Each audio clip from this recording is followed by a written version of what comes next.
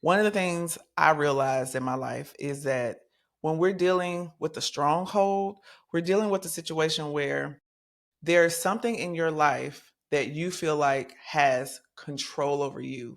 That's considered a stronghold. It's those things where you feel like even though you try, you do all the things, you go to therapy, you just do all the things and you just can't shake it. It just has a control over you. You can't shake it. That is considered a stronghold, all right? And there's so many people who their perfectionism is rooted in fear, and fear has a stronghold over their life.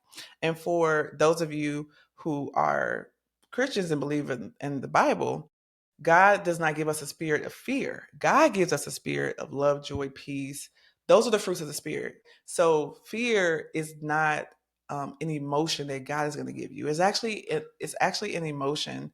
It's actually an emotion from that's evil. We don't talk about that enough, but it's real. So here's the thing: if we break it all down and we're rooted in fear, and then we're in this place where fear has become a stronghold in our lives.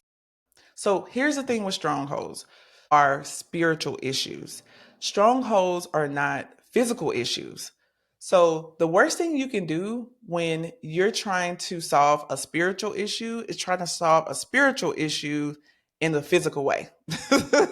The physical way of trying to solve the spiritual issue of a stronghold is, just going to therapy or just talking to a friend or just getting that journal and trying to like do affirmations or all these things that we can do in the physical.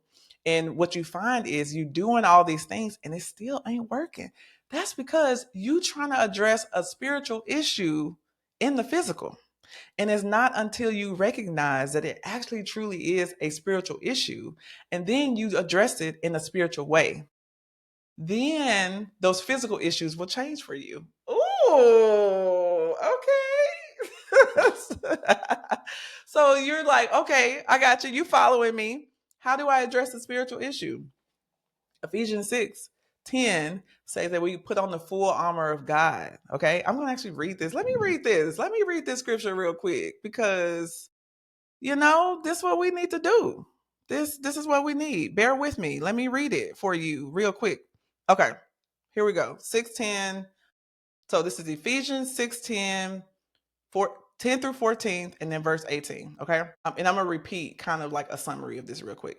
Everything that happens in the visible. Okay. I'm going to go back.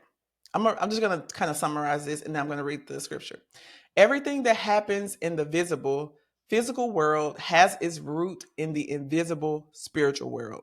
Therefore, in order to overcome a physical stronghold in your life, that could be fear, you must battle it with the invisible spiritual weaponry, the armor of God. Okay, so here's Ephesians 6 through 10.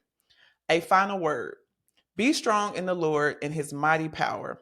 Put all of God's armor so that you will be able to stand firm against all strategies of the devil. For we are not fighting against flesh and blood and enemies, but against evil rulers and authorities of the unseen world, against mighty powers in this dark world, and against evil spirits in the heavenly places. Therefore, put on every piece of God's armor so you will be able to resist the enemy in the time of evil. Then, after the battle, you will still be standing firm. Stand your ground, putting on the belt of truth and the body of armor of God's righteousness. Here's 18. So, all of that is basically saying you need to put on the armor of God. One, you need to recognize that your husband ain't the issue. your the perfect timing ain't the issue. You need more money ain't the issue. Your job may not even be the issue. There are some invisible forces, literally, that you cannot see that are trying to hold you back, that are trying to keep you from being who God has truly called you to be. Okay. So, one, you got to recognize that first. Okay. Once you recognize that, then if you love the Lord and you have the Holy Spirit, then you have the power of God living in you. Okay? And God has already gotten the victory.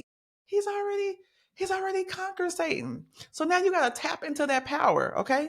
So that's the armor. So now I'm going to tell you what the armor is in just a second. That's verse 18. Here's the armor. The armor is this. Okay. Here's the armor. Pray in the Spirit at all times and on every occasion. Stay alert and be persistent in your prayers for all believers everywhere. Prayer. Prayer is the armor of God. Yes, ma'am, it is. Praying in the scriptures is the armor of God. And so I'm sorry, I had to just bring that because we can talk about the things that's happening in front of us, but for some of us, and that was me,